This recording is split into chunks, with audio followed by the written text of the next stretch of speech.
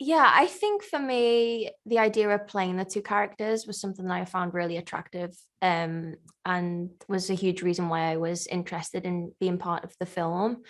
Um, when I first read the script, I was so intrigued as to how they were gonna kind of explore and show the two worlds on screen.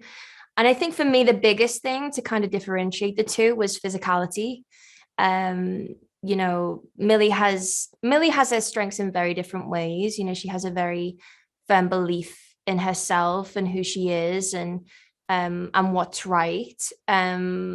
Whereas Molotov is all about the exterior. It's what she's physically able to do and how she kind of navigates the video game. So it was great for me. It was something that was like a huge conversation with, especially with Sean, our director, from the very early stages as to what's the costume going to be like, accents, how would she speak in the video game. There was a lot of kind of freedom in that. But it was always important for there to be a real essence of Millie within Molotov. We didn't want them to feel disconnected in any way. So hopefully they didn't. How is it working with funny guys like Ryan Reynolds, Lowell Howery, Utkarsh Ambudkar, and Taika Waititi? Was everyone cracking up between lines? Was there a lot of ad-libbing going on? I think out of everyone, I was definitely probably one of the ones who was cracking up a lot, especially with Ryan, because I had a lot of time spent with Ryan. There's actually a scene in the film where we're eating bubblegum ice cream, and he says a joke, and he probably had like 5 jokes ready, and there was a lot of takes of me just hysterically laughing, and I think Sean was like, "You can just laugh a little bit less. She's a little bit cooler than that." So yeah, it was great. I mean, it just, that kind of atmosphere just trickled all the way through the set. It was a very easygoing, fun set to be on, and to get to witness how, Ryan and Ukarsh and Taika work. There was one day I went to set because I had a costume fitting, and Taika was filming, and he was improvising for about 10 minutes. And I just sat there on my day off on a chair and watched him do it because I was so impressed.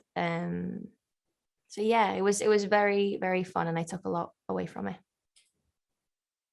Great, thank you. Ryan Reynolds calls this film a fast ball of joy. Why is that? And was that something that you could sense when filming?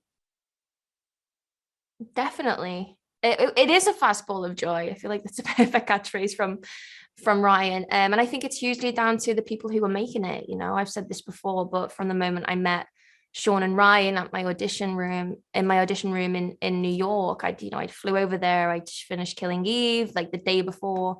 And they were so welcoming, and it felt like a safe space to play around and try different things. I didn't feel like I was being judged in any way. They were really rooting for me to do the best work that I could, and that continued through the whole shoot. It was impossible not to have a good day when you were on set, because it is silly and it has a lot of heart, and we all had such an amazing time making it that I feel like you can't help but feel and experience that when you're sat watching it at home or in the cinema. Did you do your own stunts in the film? How was that? And how much time did you spend in training for these scenes?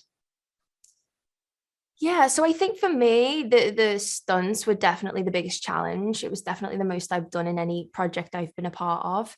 I did as much as I could. I was really determined to do that. But I had an incredible stunt double called Haley Wright, who did the really, really cool stuff. I can't take credit for that. But yeah, there's some huge action sequences in this film.